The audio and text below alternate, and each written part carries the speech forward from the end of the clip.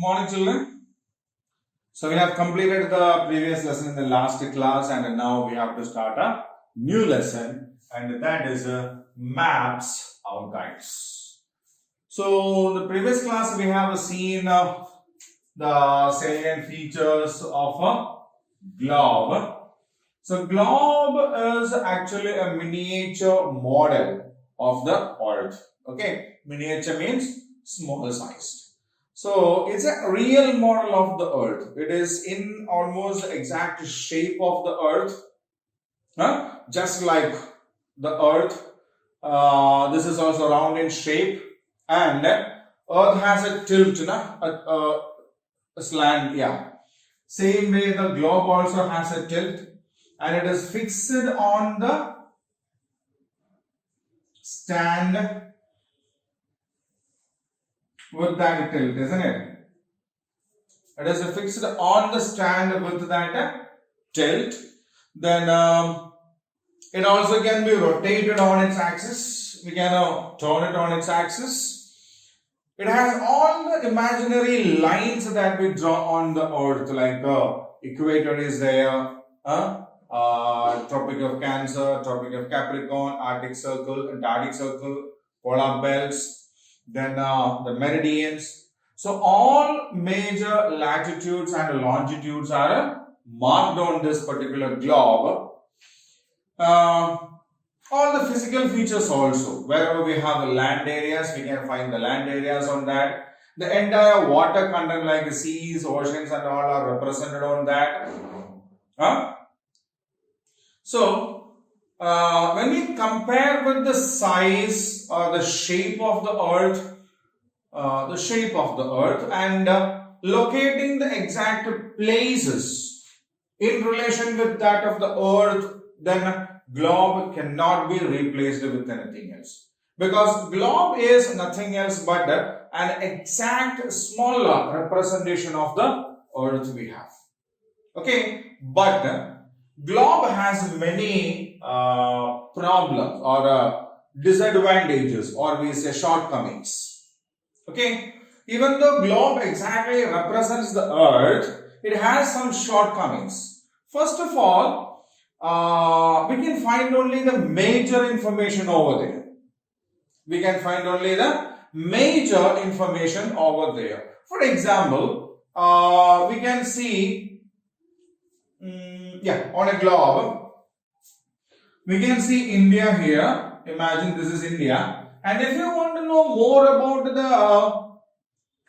the Lakshadweep Islands or Andaman Nicobar Islands or even Sri Lanka, we can hardly see some dots here. Nothing more than that. Okay, so only the major information. So we find India here. We know this side we have Lakshadweep Islands and this side we have Andaman Nicobar Islands. So we have to assume so many times. Very minute dots will be there, which we may not be even able to see them. Okay, so this was one problem. Second one was it occupies much space. If you really want a bigger globe, then you need to keep a separate table for that. It has to be kept there. There is no other go. You cannot change it. Then it's not easy to handle also. It's not easy. We have to carry it. If you want to take it from one place to other, you have to carry it all the way. Okay. So, though globe is the exact representation of the Earth on a smaller face, globe has a lot of shortcomings. Like we cannot find all the detailed information on that. We cannot carry it to different places, and if you want to have the maximum details in that, then the size of the globe has to be increased. If it's a bigger globe, we can add more data, more information, but it occupies much space. So this was one of the major problems that we had when we developed the globes, right? And this actually gave way to another thing called maps. So this problem, These three problems that we have with the globe actually gave way for a map. So, a map is a drawing of the whole earth on a flat surface. Okay? So, globe is a ball shaped, spherical shaped, but a map is the drawing on a sheet of paper. The entire earth can be drawn on a sheet of paper, or some region only can also be drawn. Okay? If this is the whole world map, this is equator, we can see India here, and again there will be a problem. But if we draw only the map of India, then we will have the details. But is that possible with the globe? Can we make a globe with only India in that? Impossible, isn't it? It's impossible. Right? So, what we have got, the advantage that we have got with the maps is that we can represent more details on a map. Right? So, it can be full of geographical data. Geographical data means the details regarding the land or the different geographical regions on the earth, their features, everything can be represented on a map. And they show what we say, the locations of different geographical features in their exact place itself. If we see here, India is a part of Asia. In map also, we will have India as a part of Asia. It won't go to a different place.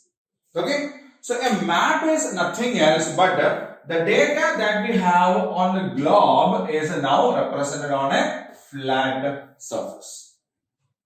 Flat surface. Now, it is easy to carry. It won't occupy space because we can roll it or fold it and keep it somewhere. Isn't it? It can be made of any size, from a small size to as big as possible you can make.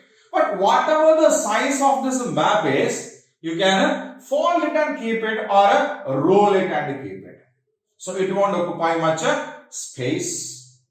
Then it is easy to carry from one place to other. There is no problem. At the same time, it has all the data that we have on the globe, or sometimes we can have more details also.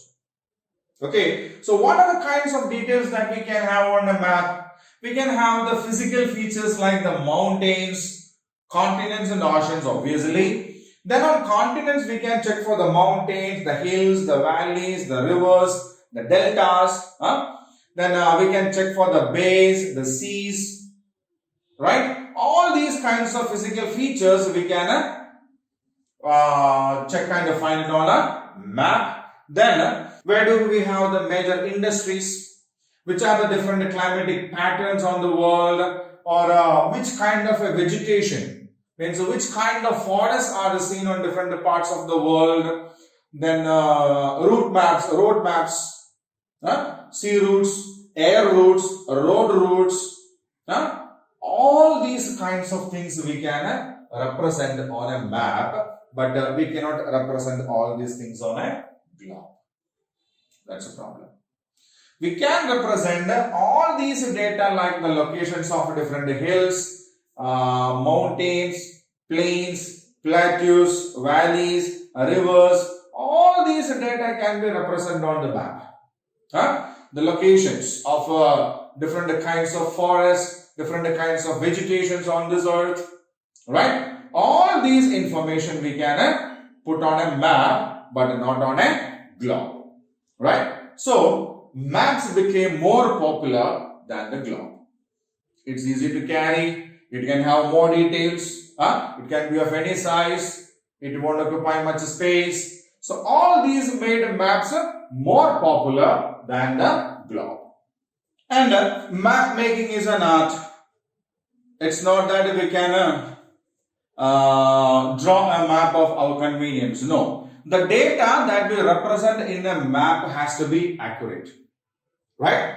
The data that we represent on a map has to be accurate. So, it is an art. And this art is known as a cartography. So, the art of map making is called cartography. cartography, and the people who make maps are called cartographer. Right? So cartography is the art of making maps, and a cartographer is a person who draws. We use maps for expressing different types of geographical features. Okay, so we use maps for expressing different features, and we cannot add all the features in a single map. Okay, we cannot add all the features on a single map. It can only make the map look complicated. It can only make the map quite confusing. Clear? There is nothing else happening there.